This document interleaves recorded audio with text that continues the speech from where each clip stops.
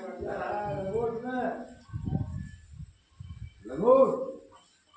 Guys, कैसे हैं आप सभी लोग। आज मैं फिर आप लोगों के लिए कथा लेकर के आ रही हूँ। सावन का मास है, दूसरा सोमवार है। भोलेनाथ की आप लोगों का कृपा बनी पर है, हम पर कृपा बनी रहा है। भोलेनाथ की कथा है, आप लोग इसको सुन करके बहुत ही आनंदमय जीवन आपका बीतेगा। आज कथा को अवश्य सुने। भोलेनाथ की बड़ी असीम कृपा है तो आप लोगों को इस तरह की कथा सुन रहे हैं। सुनने वाले भोलेनाथ, सुनाने वाले भोलेनाथ हैं। और अगर आप लोग मेरे चैनल पर नए हैं तो चैनल को लाइक और सब्सक्राइब करना बिल्कुल ना भूलें। श्री शिवाय नमस्तभ्य। चलते हैं, आप लोगों के लिए कथा लाते हैं। ओ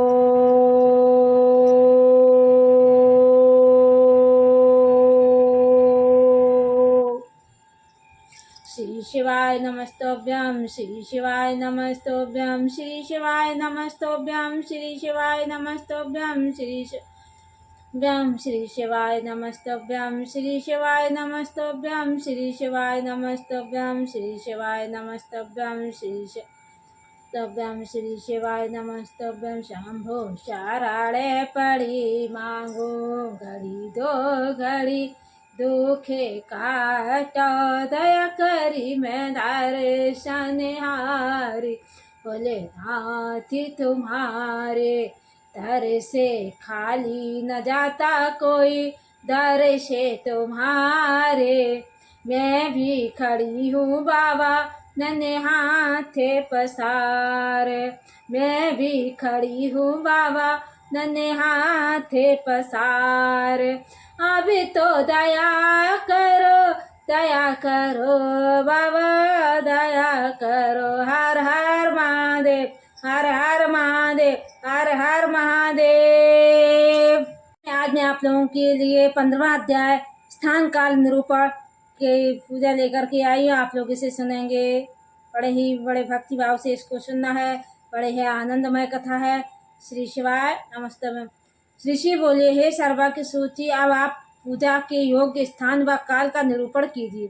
सूत जी बोले, देव आदि यज्ञ में शुद्ध ग्रह बराबर फल देने वाला होता है। उससे 10 गुना गाँव को बांधने वाली जगह, उससे 10 गुना जल का किनारा, उससे 10 गुना बेल का वृक्ष, पीपल की जड़, गंगा गोदावरी कावेरी ताम्रपणी सिंधु सरयू रेवा से 7 सप्त गंगा कहाँ गई है।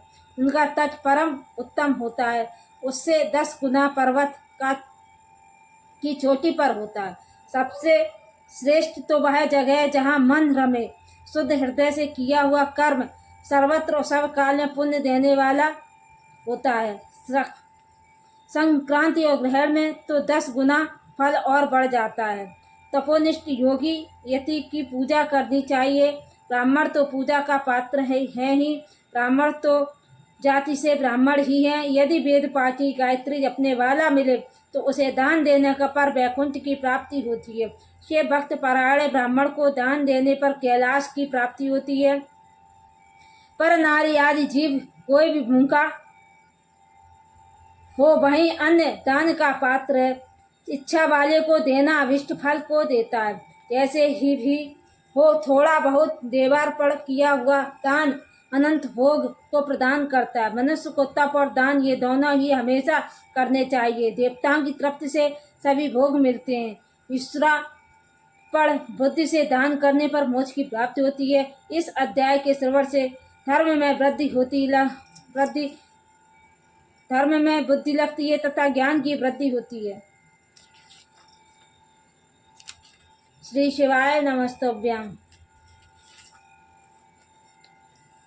मैं आप लोगों के लिए 16वां अध्याय लेकर के आई हूँ। ये सुनते हैं। श्री ऋषि जी बोले, हे सूत जी, अब आप हमें अभिष्ट सिद्धि प्रदायक पार्थिव पूजन की विधि बतलाइए। हे महर्षियों, मिट्टी की बनाई प्रतिमा के पूजन से स्त्री पुरुष सभी के मनोरथ पूर्ण होते हैं। इसके लिए नदी, तालाब, कुओं का जलाशय के भीतर की मिट्टी लाकर सुगंधित दवा का चूर्ण मिलाकर श्रेष्ठ मंडप में बैठकर दूध डालकर अपने हाथ से सुंदर प्रतिमा बनाकर पूजन करें। गणेश, सूर्य, विष्णु, पार्वती, शिव जी की मूर्ति का आदर से पूजन करें। जो षोडशोपचार से शिव जी का पार्थिव पूजन करता है उसके सभी मनोरथ पूर्ण होते हैं। किसी के द्वारा स्थापित शिवलिंग 3 से नैवेद्य चढ़ाएं और स्वयं प्रकट लिंग पर 5 से नैवेद्य चढ़ावे। ऐसा पूजन करने वाला ब्राह्मण सत्यलोक को जाता है।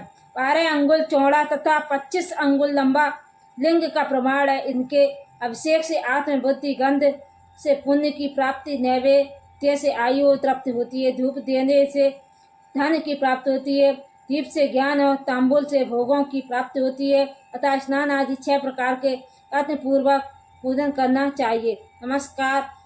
और जब दोनों सभी अविष्ट सिद्धिदायक हैं तब पूजा के अंत में यह अवश्य करें, क्योंकि इनमें भोग और मोक्ष दोनों की प्राप्ति होती है। मानसिक पूजन से भी इसे अवश्य करें। श्री शिवाय नमस्तुभ्यां।